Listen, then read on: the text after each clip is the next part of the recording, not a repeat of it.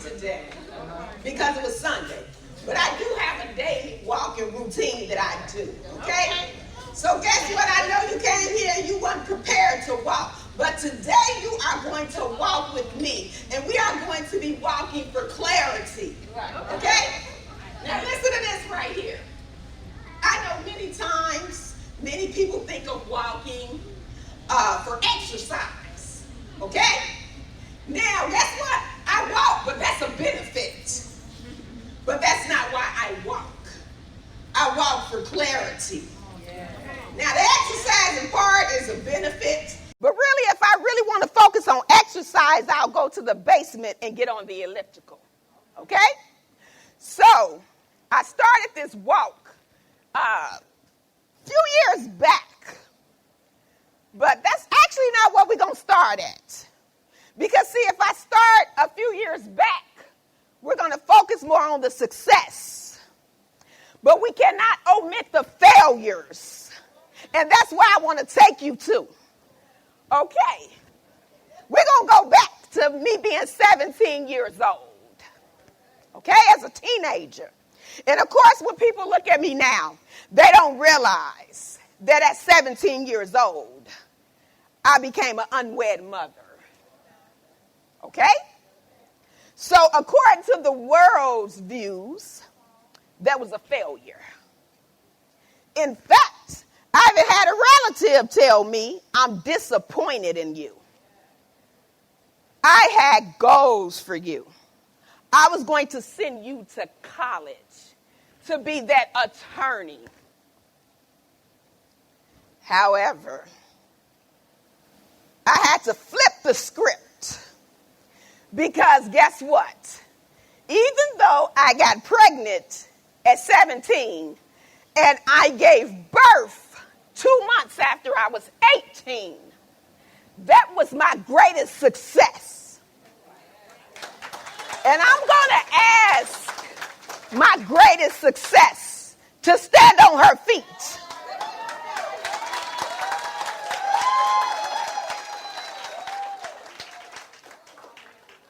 My greatest success, the first success, even though was viewed as a failure, has graduated with her degree in social work, has been pouring into the lives of families, and is now studying to get ready to enter into law school. And by the way, that family member that stated that to me, I didn't need him to send me to college. I went without him. And I graduated. And along the road, I even got some certifications. But I just had to back it up to the beginning. Because a lot of times we look at the outcome and we don't realize the story to the glory. Oh, and by the way, that boyfriend became my husband. And this month, we celebrate 27 years of a healthy marriage. Of course, we know it was some failures in there somewhere. But guess what? We got through it. Because we kept everybody else out. Because nobody has earned entry into our marriage. We discuss those failures ourselves. It's not for anybody else. But guess what? Let's go ahead and talk about it. Because, see, we're going to talk about on this walk of clarity about not allowing external forces to impact your external growth. Just like that relative was an external force. And if I would have listened to him, I would not have moved forward. So we got to be careful on that walk. Now let's go on that walk. Because when I'm on that daily walk and I'm walking for clarity and I'm praying because I need direction, okay? And we know some people may have that thought of, for clarity, I need to know how to get rich. Okay? But I don't view success like that. Many individuals view success according to tangible assets, land, vehicles, securities such as cash, stocks, bonds, etc. Now, yes, I'm not saying don't attain those things, but that should not be your focus. Individuals such as myself tie success into how many lives I've impacted through my service. Now, you're probably thinking you got to be in a service organization or something of that nature for service. No, you don't. Your life is a service, and that's what you measure on how you are impacting lives on a daily basis. And to say that when I'm on my walk of service, just like when I'm on my walk in the morning, there are two women that I encounter. And so they're always, good morning, good job, keep it up. Then I have some on my walk that won't acknowledge me. They put their head down. They won't give me eye contact. But guess what? I related in my life to those that don't support me. You got to remember this. There are going to be external forces that's going to try to impact your growth. But even those that don't support you, you don't worry about it. You keep pushing forward. You're going to have those that even support you secretly. And what I mean is that I'm going to support you privately when I'm not around my friends. Great job. Keep it up. But guess what? When I'm around my friends, I'm going to act like I don't even know you. Now, I'm keeping it real because we know all those types of people. All these external forces will impact your internal growth. Because if you start allowing all of that to affect your journey, you'll never make it to the finish line. Now, I'm going to tell you this. Now, I'm walking. And when I very first started out walking, even though I know that this was for clarity, you still got to build up some kind of stamina, okay? You got to build that muscle up. No matter how much you get tired, you got to keep going, right? So guess what you need? Something to keep you going. And I'm going to tell you this right here. Some of the things that I find impactful for me through this journey is faith. Because Hebrews 11:1 tells me, now faith is the substance of things hoped for and the evidence of things not seen. You know what that speaks to me? That even though I can't see it, I have to believe it. I am having an attitude of expectancy. It's not right there. I'm waiting for it to manifest. But in the meanwhile, I gotta have perseverance. Because if you don't have perseverance, you're going to give up. Okay? Be persevering at the bottom, humble at the top. Guess what? It's so easy when you haven't reached the end. Okay?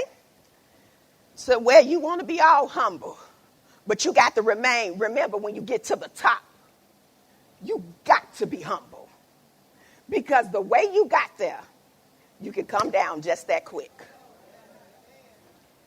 And the next thing, selflessness. That's something in my walk of service that I had to realize that I needed. But guess what? That started developing for me back when I was 17 years old, when I realized that I was getting ready to bring a child into this world. And it was no more about me. It was not about I, but it was about her. Same way I related in my life to the individuals that I come in contact with daily. You have to have selflessness. Because I'm going to tell you this right here. When you don't have this, you cannot trust the process. Okay? Because you're going to give up when those failures come, all those external forces, all those distractions, and we all have them. It can be distractions in your family. You can have a great support system, but you also can have a broken support system. I'm going to keep it real. I had a broken support system when I had a relative state that to me. People will tell you they're going to be there for you, and then they're not. But whatever it is that you're going through in the process of your journey, you don't give up. I'm going to tell you this right here. If you don't have any failures, you won't be able to handle success. Can anybody tell me that differently? Because if we get everything that we want and everything that we desire, we're not going to be able to handle when we don't. We're not going to be able to handle the rejections. We're not going to be able to handle the support that's not there. We're not going to be able to handle the naysayers. Hey, if I didn't have these ingredients, I wouldn't have been able to make a decision when COVID hit. And of course, I know we all tired of hearing about COVID because we know that COVID did affect many lives. But then also, we do know that some people use COVID as an excuse. You pull up to a drive-thru, due to COVID, we can't serve you today. Those kind of things, okay? But guess what? Due to COVID, I had to redefine some things in my life, okay? It was not anything that I lacked anything, but I had to realize as an advocate for women and their families, working to improve their lives through the arts, culture, health, wellness, education, and human service programs, that I had to first make sure that my family lives were in order. So I had to make a decision as having a state-licensed early childhood program. And so, of course, this decision I made, you can say to most, they'll say, oh, you failed. No, I didn't fail. Because guess what? We got to have some speed bumps in our lives. Okay? Let me tell you one thing about speed bumps. Now, you know, who's ever went over a speed bump real fast? Tell the truth. Tell the truth. Tell the truth. Exactly. When you went over that speed bump real fast, you jerked to something. And I know because I went over them before too in the past. I have even tried to go around speed bumps, especially out there on 30. You know, it's a line over there in that lot, and then it's just too long. So you try to cut through the parking lot so you don't have to go over those speed bumps. But no matter how much you cut, you still going to have to cross that last one. So stop trying to cut through and go from the beginning. Because this is the thing about the speed bumps. They bring awareness. The only how it's going to tear your car up is if you go full throttle.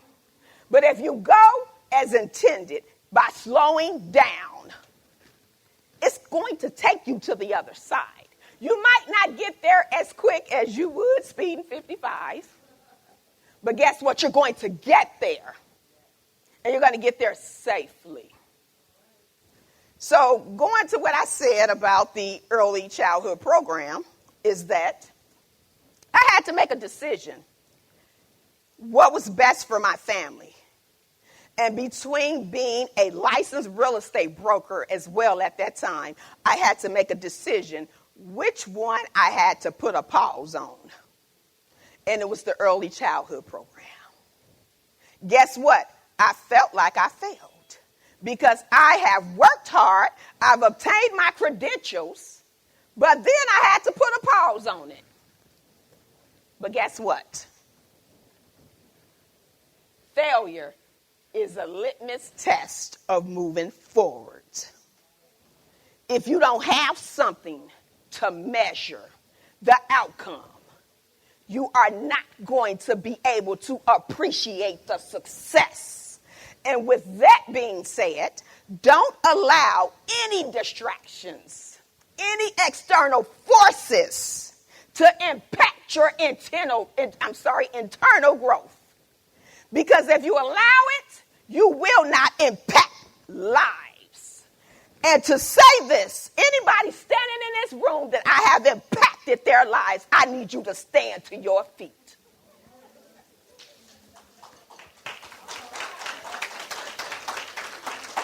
I am Sonda Vasquez.